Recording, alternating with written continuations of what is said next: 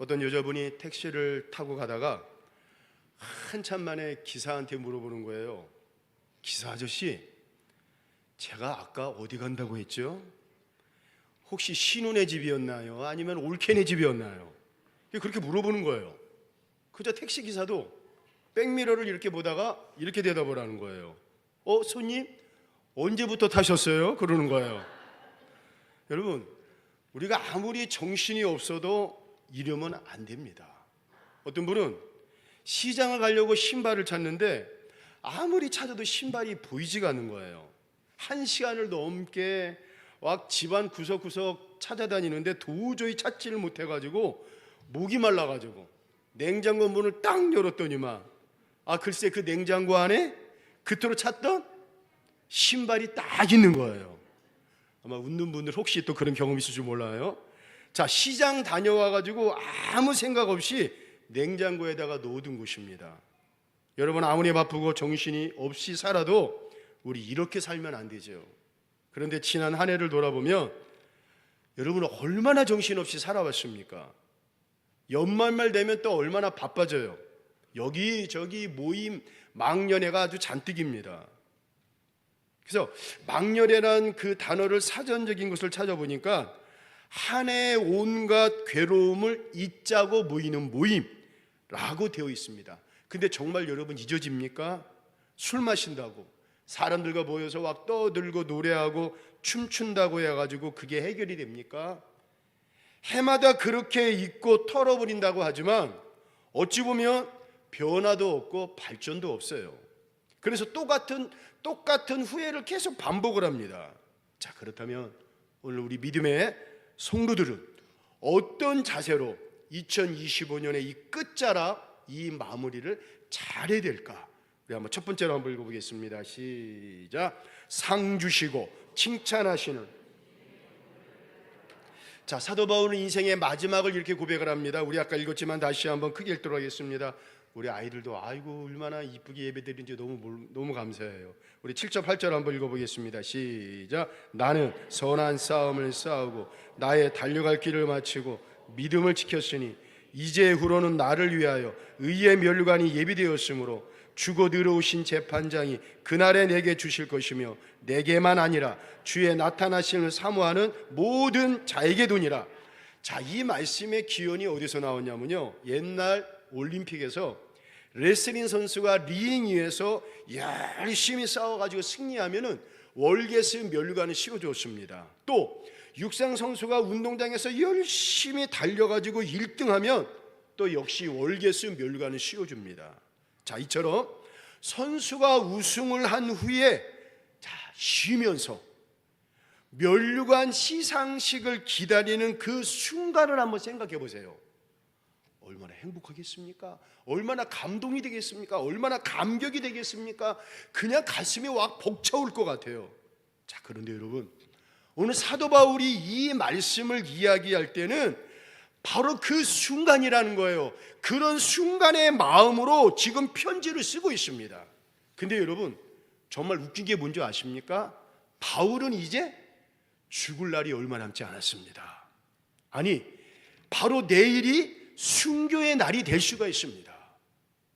여러분, 대부분의 사람들 이런 상황이라면 아무리 믿음이 좋고 아무리 믿음이 강인한 사람이라 할지라도 뭔가 내일만 생각하면 불안해요. 뭔가 내일만 생각하면 주저주저하고 뭔가 두렵고 안절부절 어떻게 할 수가 없어요. 그런데 아닙니다.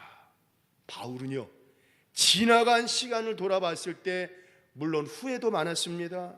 부족한 것도 많았습니다. 바울이 섬겼던 교회들마다 문제는 또 얼마나 많았습니까? 또 바울을 힘들게 하고 바울의 사역을 방해하고 뒤에서 바울을 흉보고 비판하고 바울의 사역의 발목을 잡았던 일들이 얼마나 많았습니까? 그런데 바울은요, 그 생각을 하지 않고 바울을 향한 우리 주님의 마음을 이걸 느끼는 거예요. 바울에게 면류관을 딱 씌워주면서 바울아 수고했다. 바울아 네가 나를 위해 참으로 많은 고생을 하고 헌신을 했구나. 그러면서 우리 주님의 의의 면류관, 생명의 면류관, 하늘의 면류관을 씌워주면서 바울아 일로 와 하면서 그 바울을 우리 주님이 꼭 안아주시는 거예요. 그런 마음이라는 거예요. 그런 감격과 감동, 내일이 순교의 날이 될 수 있음에도 불구하고 바울은 지금 이러한 마음으로 지금 편지를 쓰고 있는 거예요. 그리고 바울은요, 그런 우리 주님의 격려와 용기로 다시 한번 힘을 얻어가지고 더 큰 사명을 감당했다고 결단하는 말씀이 오늘 본문의 말씀입니다. 사랑하는 성도 여러분, 저는 오늘 이 한 해를 마감하는 송년주일에 오늘 여러분들에게 이렇게 말씀드리고 싶어요. 2025년 한 해 동안 여러분 정말 수고 많으셨습니다. 이렇게 말했는데 아멘도 안 해주시네. 자, 한번 해보겠습니다. 저와 함께 따라해 주세요. 수고 많으셨습니다. 감사했습니다. 주님 때문에 행복했습니다. 우리 옆분들에게 당신 때문에 행복했습니다. 주의 이름으로 사랑합니다. 자, 이제 여러분들은 수고 많으셨습니다. 그것만 하면 돼요. 어렵지 않습니다. 자, 어떤 분은 우리 교회 미래인 아이들 교사로, 자, 집에서도 물 잘 안 묻히려고 하는데 교회에서 주방에서, 자, 우리 매주 찬양대로 속장, 구역장, 속회위원장으로, 안내 헌금위원으로, 비가 오나 눈이 오나 요새처럼 추울 때도 차량 운전, 주차 봉사로, 매일매일의 옛뜰한 카페 봉사로, 어떤 분은 꽃꽂이, 또 금요일날 주보 한 장 한 장 수고하심으로, 매달의 성찬 봉사로, 자, 이 시간 방송으로, 어떤 분 장로님으로, 어떤 분 권사님 집사님으로, 또한 여러분 보이지 않게 교회 구석구석 청소한 분들이 얼마나 많은지 몰라요. 그런데 이분들 이름도 없이 빚도 없이 묵묵히 감당하신 분들이 참 많습니다. 때로는 열심히 일했는데 칭찬은커녕 오해를 받았을 때도 있고, 그렇게 수고했음에도 불구하고 뒤에서 비난만 들었을 때도 있을 것입니다. 그러나 여러분 기억하십시오. 하나님은 다 기억하십니다. 우리 하나님은 다 보고 계십니다. 우리 히브리서 6장 10절 한번 읽어보겠습니다. 시작. 하나님은 불의하지 아니하사 나타낸 사랑으로 이미 성도를 섬긴 것과 이제도 섬기고 있는 것을 잊어버리지 아니하시느니라. 여러분, 사람은 몰라도, 아니 사람은 알다가도 금방 잊어버려요. 그러나 우리 하나님은 절대로 잊으시는 분이 아니십니다. 우리가 아무 말 없이 감당했던 그 자리 하나님 다 아십니다. 아무도 보지 않았던 그 기억의 자리 우리 하나님은 다 기억하십니다.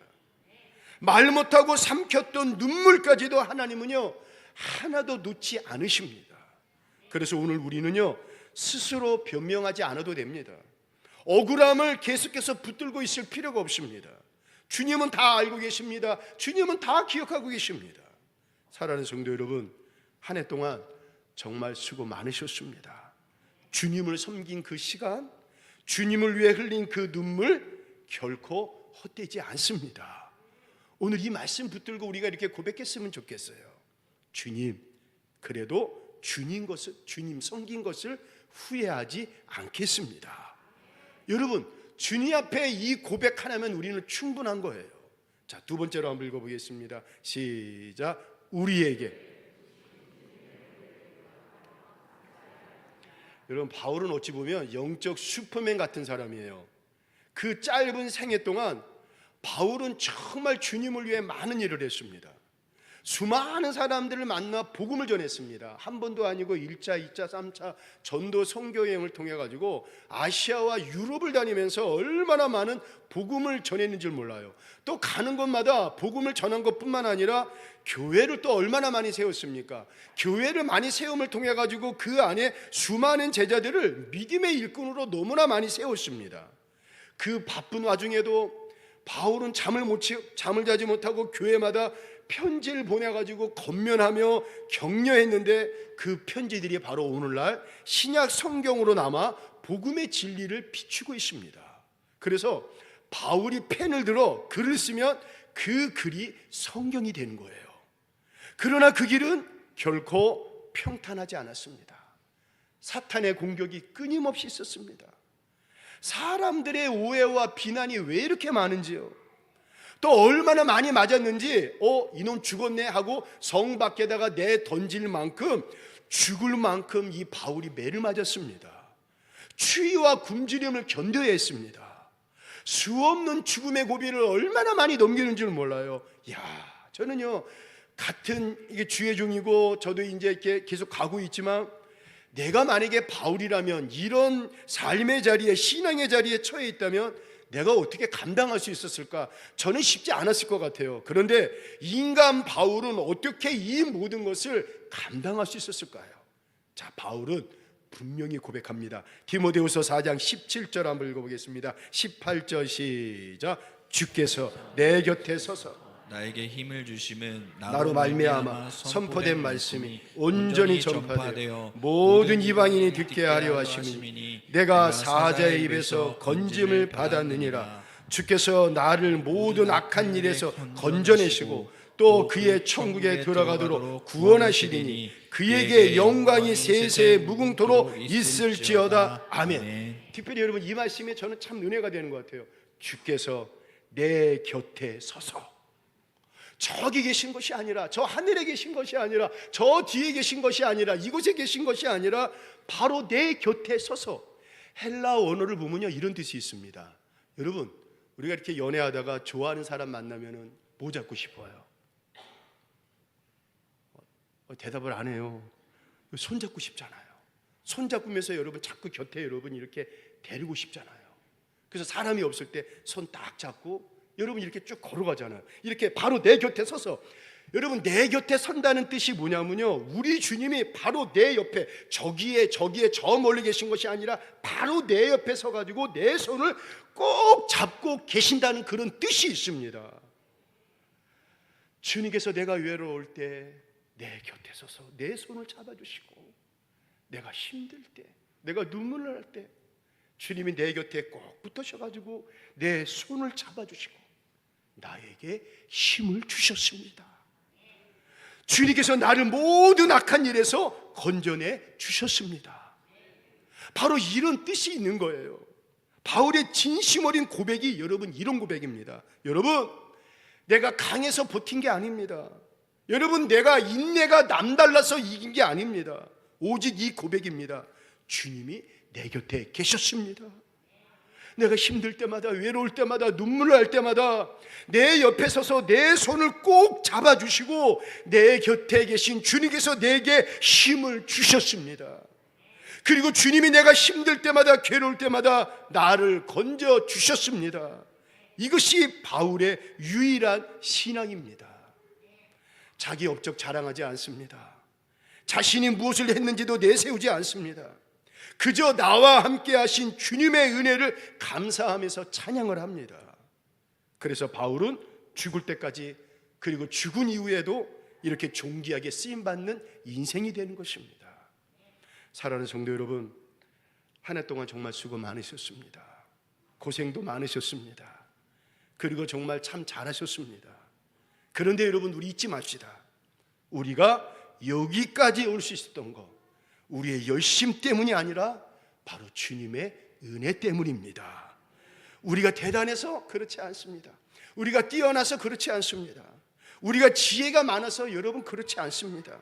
바로 주님께서 지난 한 해 동안 여러분 곁에 함께 계시며, 아들아 딸아 내가 너의 곁에 있어줄게, 아들아 딸아 내가 너의 손을 꼭 잡아줄게, 그 손을 잡아주시며 여러분에게 힘을 주셨습니다. 그리고 여러분들 한 해 동안 보호해 주셨습니다. 여러분들의 인생의 위기 때마다 건져주셨고 지칠 때마다 힘을 주셨기에 오늘 저와 여러분들이 이 자리에 있는 줄로 믿습니다. 그래서 우리는 여러분 이렇게 고백해야 돼요. 불평보다 감사로, 자랑보다 겸손으로. 한번 해보겠습니다. 불평보다 감사로, 자랑보다 겸손으로. 시작. 자랑보다 겸손으로. 자, 그래서 이렇게 한번 마지막 해줍니다. 주님, 올 한 해 모든 것이 다 주님의 은혜였습니다. 시작. 주님, 올 한 해 모든 것이 다 주님의. 그리고 이 고백하는 거예요. 그래서 주를 섬긴 것에 후회가 없습니다. 이 고백으로 여러분 한 해를 잘 마무리하시고 감사함으로 새해를 맞이하는 모든 성도들 되기를 주의 이름으로 축원을 드리겠습니다. 세 번째 한번 읽어보겠습니다. 마지막으로 시작. 마음을 높여 용서하고 사랑해야 합니다. 자, 이제 마지막으로 바울이 이렇게 고백합니다. 16절 한번 읽어보겠습니다. 시작. 내가 처음 변명할 때 나와 함께한 자가 하나도 없고 다 나를 버렸으나 그들에게 허물을 돌리지 않기를 원하노라. 여러분, 이 말씀을 묵상해 보면요, 바울의 노년이 참 외롭습니다. 많은 제자들이 다 바울의 곁을 떠나요. 그렇게 기도해주고 그렇게 손잡아주고 그들이 힘들고 어려울 때 같이 기도해주고 믿음을 세웠던 많은 사람들이 바울의 곁을 신기하게도 다 떠나가 버립니다. 자, 우리 디모데후서 4장 10절 11절 한번 읽어보겠습니다. 시작. 데마는 이 세상을 사랑하여 나를 버리고 데살로니가로 갔고 그레스게는 갈라디아로 디도는 달마디아로 갔고 누가만 나와 함께 있느니라. 네가 올 때 마가를 데리고 오라. 그가 나의 일에 유익하니라. 데마를 그렇게 사랑했습니다. 그리고 디도도 그렇게 사랑했습니다. 특별히 여러분, 데마를 그렇게 사랑했는데 데마에게 사랑을 주고 기도를 주고 믿음을 줬는데 결국에 데마는 세상을 사랑하여 바울을 버리고 데살로니가로 갔고, 어떤 사람들은 사역을 이유로, 어떤 이들은 다른 이유로 바울과 멀어진 것입니다.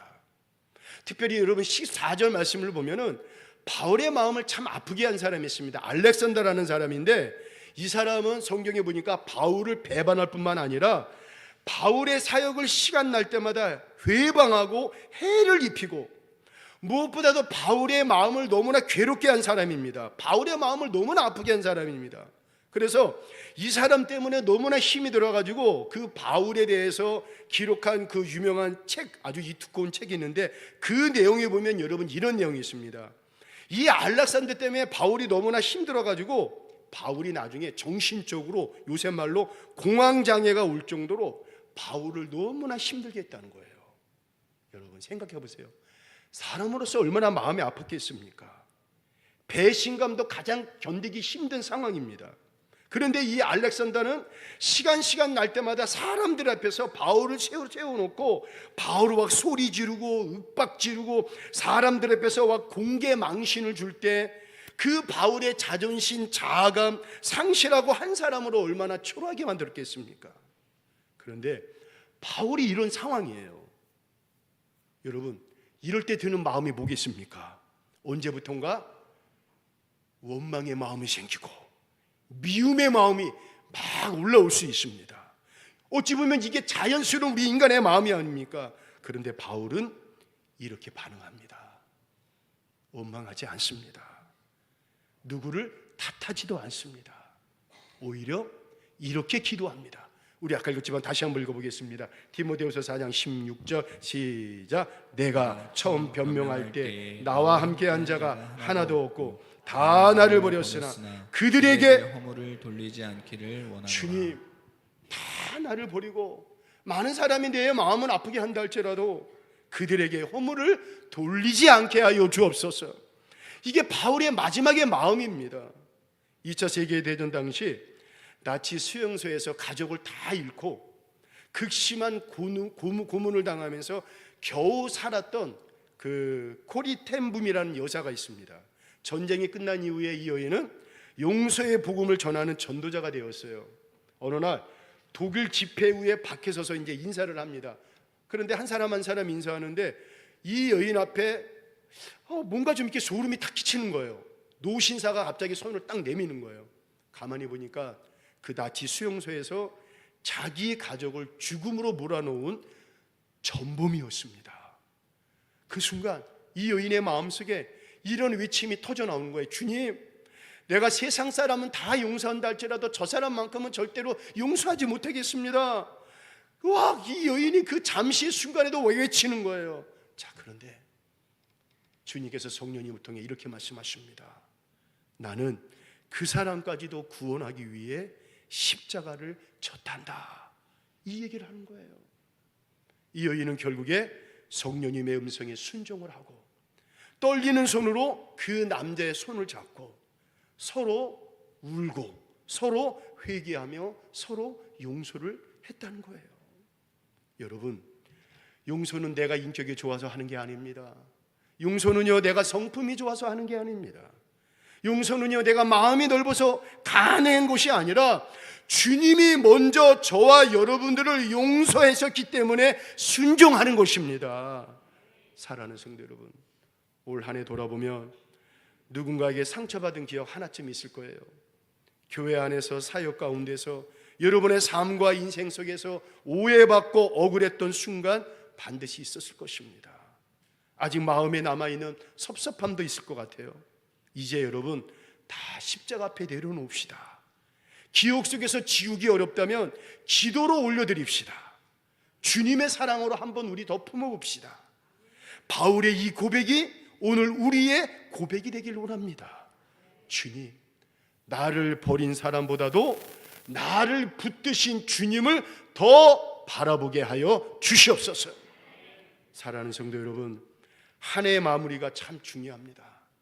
원망으로 끝내지 마시고 미움으로 닫지 마시고 우리 은혜로 마무리합시다.